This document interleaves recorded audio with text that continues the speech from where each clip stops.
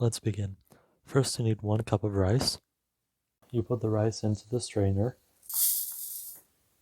and then rinse the rice with purified water.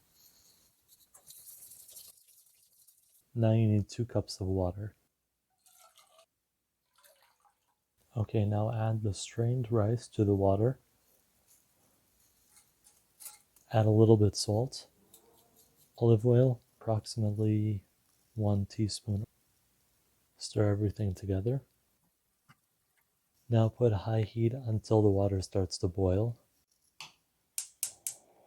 Put the lid on it to make it boil faster. This is the kind of boiling we're looking for. Now lower the heat to low heat for 15 to 18 minutes and then put the lid on it. Time for results.